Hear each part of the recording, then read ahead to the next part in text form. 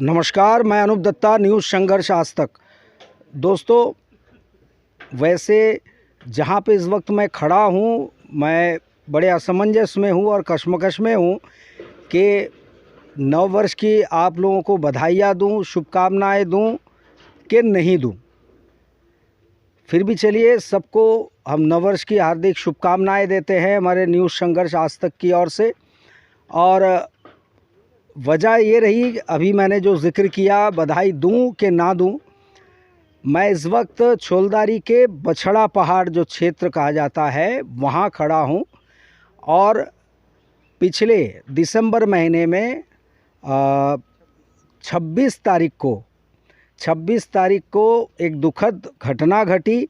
यहाँ पे जो ठीक मेरे दाहिनी ओर रास्ते के उस पार एक बड़ा सा वृक्ष था, एक पेड़ था जो खतरनाक रूप से वो खड़ा था। काफ़ी पुराना वृक्ष रहा है और लोगों ने, यहाँ के ये परिवार जो हैं, इन्होंने लिखित तौर पे दिया था इस पेड़ को कटवाने के लिए, जो खतरनाक साबित हो सकता था। और कहा जा रहा है कि पेड़ को काटने के लिए अनुमति दे दी गई, लेकिन कटवाया नहीं गया प्रशासन की ओर से या वो तमाम अधिकारियों की ओर से जो इनके लिए जिम्मेदार है।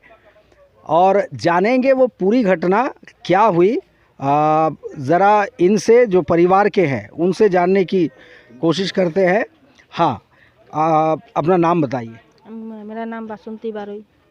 बासंती जी, ये घर आपका है जी। तो क्या हुआ था जब ये 26 को ये पेड़ गिरा?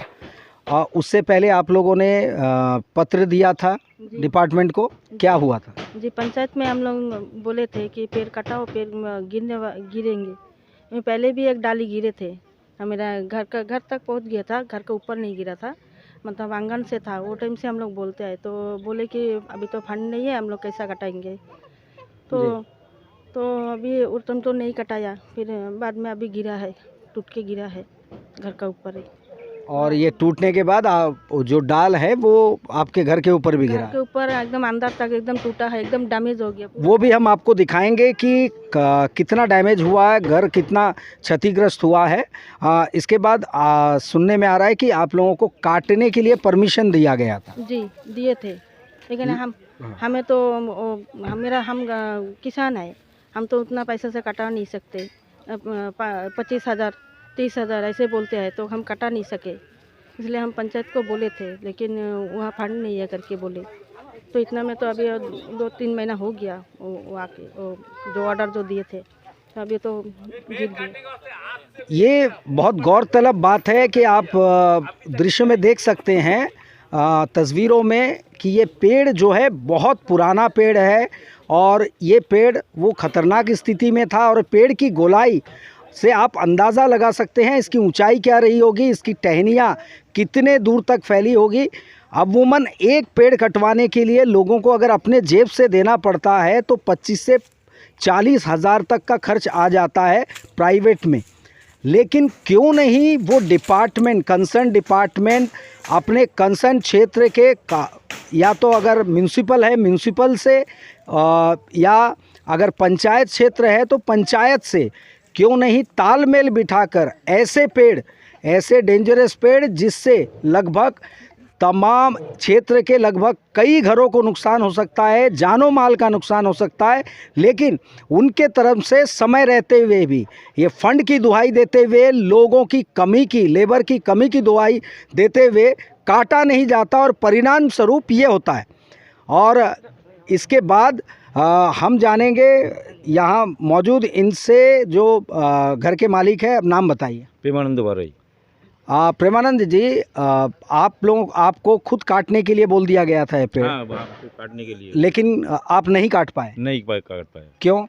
कि वो अभी इसमें 40-50 हज़ार रुपये मांगता, हमारे पास में कहाँ है 40-50 हज़ार रुपया। डिपार्टमेंट ने कह दिया था आप खुद काट लीजिए। हाँ, खुद काट लीजिए। और तस्वीरों से साफ जाहिर है ये पेड़, खुद एक आदमी जो गरीब तबके से ताल्लुक़ रखता है, वो ये पेड़ को काट पाएगा क्या? ज़रा सी सोच और समझ अगर अधिकारियों को हो तो ऐसा हादसा टल सकता है। लेकिन जिनकी मनसा तनख्वाह पे है, नज़र तनख्वाह पे रहती है, उनके कामकाज का रवैया और तरीका ऐसा ही आपको दिखेगा आम तौर पे। चलिए, यहाँ पे एक व्यक्ति तो और हैं जो पहले उप प्रधान थे, अब जो है मेंबर हैं क्षेत्र के। अपना नाम बताइए। मेरा नाम असीम वैद्य है, मैं बशराबार का वार्ड मेंबर हूँ। तो असीम जी, क्या लगता है ये हादसा जो हुआ, ये गरीब का पेड़ गिरने से जो घर ढह गया, इसके जिम्मेदार क्या मानते हैं, किसको मानते हैं?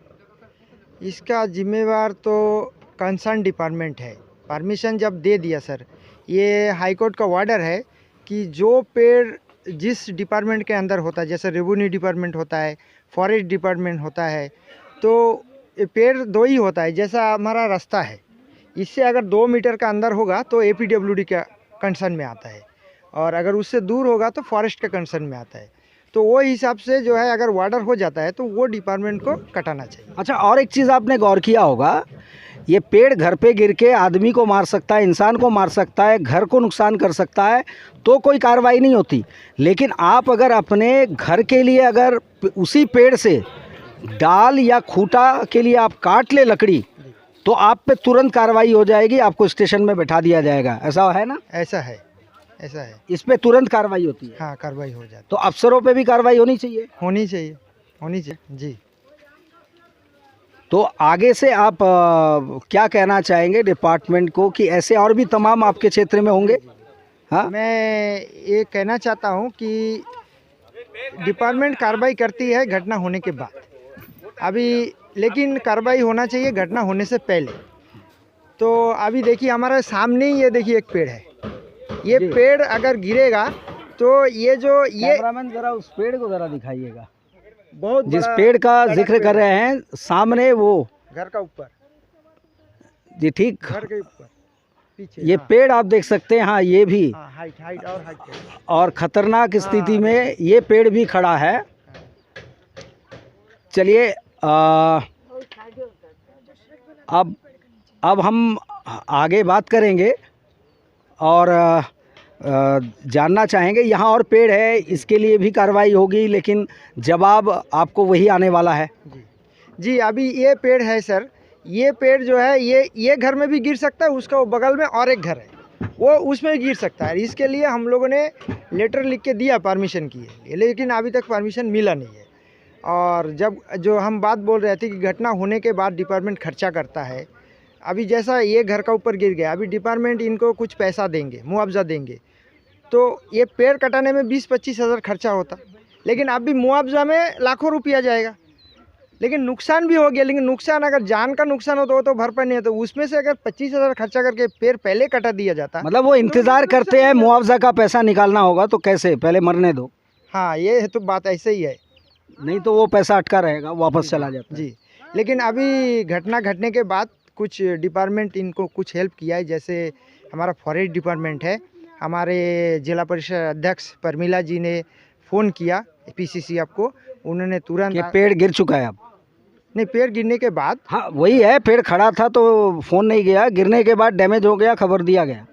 हाँ, खबर दिया गया कि उनको एक टेम्पोररी शेड बनाना है।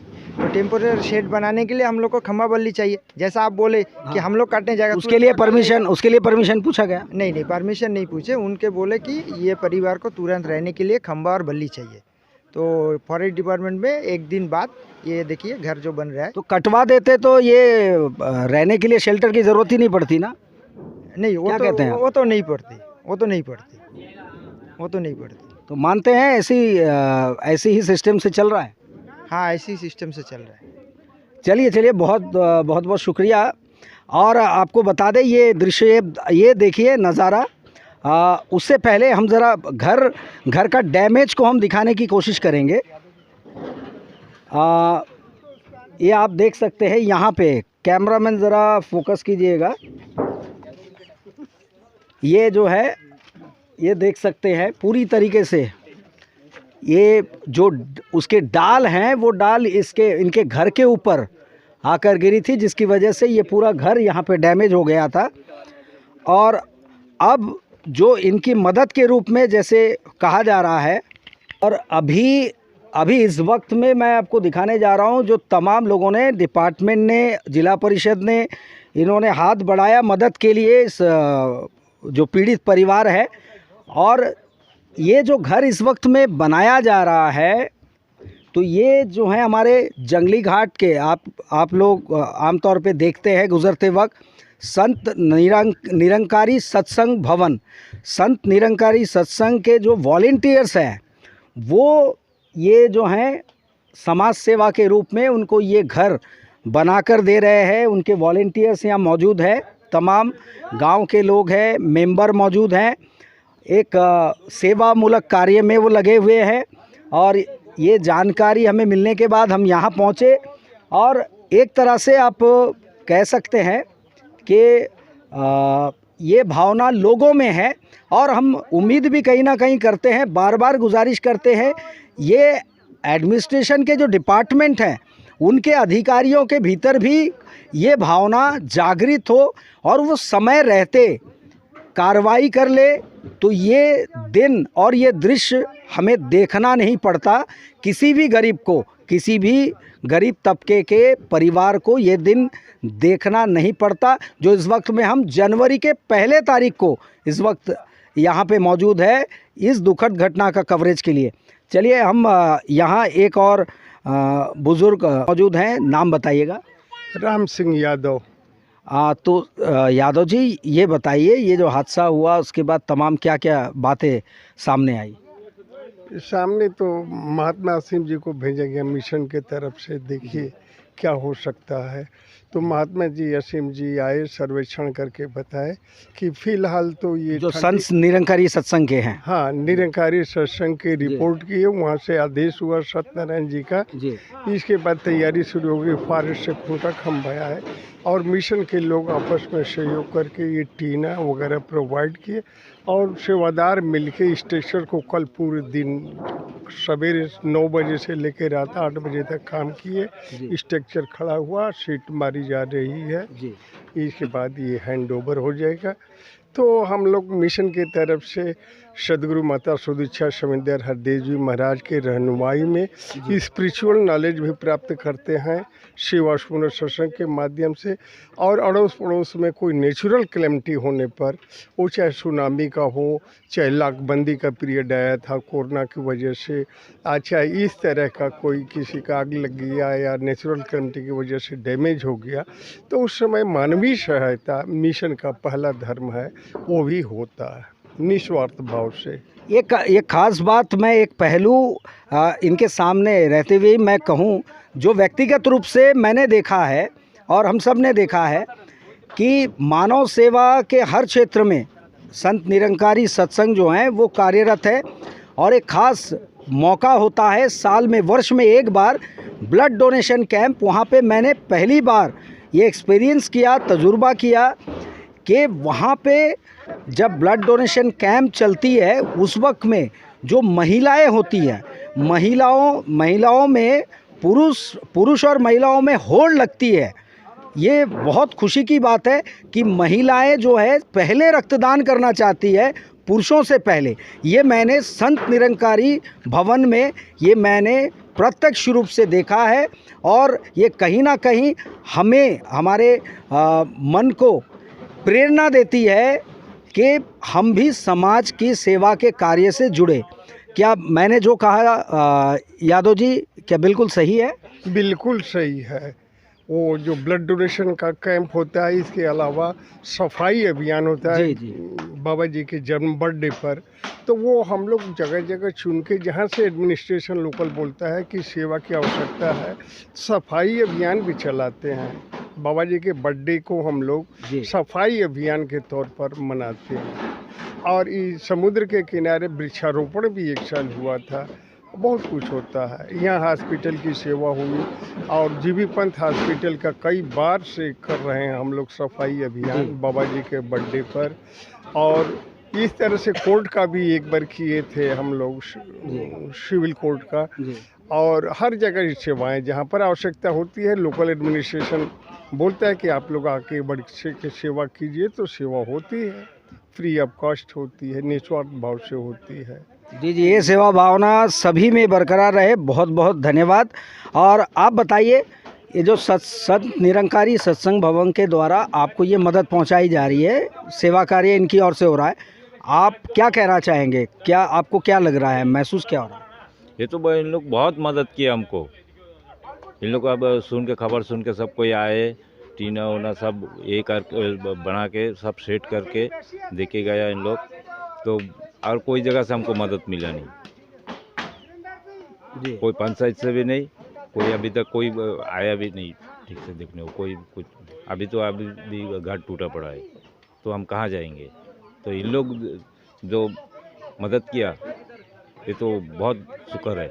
ये मानते हैं कि कहीं ना कहीं ऊपर वाला जो सच्चे इंसान होते हैं, उनकी मदद के लिए कोई ना कोई जरिया बनाकर भेज देते हैं। जी, जो संत निरंकारी सत्संग भवन के जो यहाँ पे वॉलंटियर्स हैं, उनको भेजा है। हाँ, उनको भेजा है। हम लोग सबको आके मदद किया। चलिए, बहुत बहुत शुक्रिया। और ये आपने जाना, मैंने शुरुआत में कहा कि मैं समझ नहीं पा रहा हूँ नववर्ष की शुभकामनाएं दूं कि या ना दूं, क्योंकि आमतौर पे नववर्ष के शुरुआत में उनके लोगों के जश्न का दृश्य सामने आता है, जो आज शायद आप टेलीविज़न में लगातार देख रहे होंगे। और लेकिन दुखद बात यह है कि इस वक्त में इस विषय को लेके हमें यहाँ पे आना पड़ा और आपको ये दृश्य दिखाना पड़ा। और हम फिर से उम्मीद करेंगे हमारे न्यूज़ संघर्ष आज तक की ओर से कि कृपया 2023 ये वर्ष सबके लिए मंगलमय हो, सबके लिए शांतिपूर्ण हो, भाईचारा बनी रहे और लॉ एंड ऑर्डर अच्छी रहे। तमाम सरकार के अंग है, विभाग है, वो ठीक से काम करे। इसके लिए ज़रूरी है पॉजिटिव मानसिकता की, सकारात्मक सोच की। उम्मीद करूंगा ये ज़रूर नज़र आएंगे 2023 में। इसी उम्मीद के साथ मैं अनूप दत्ता, न्यूज़ संघर्ष आज तक।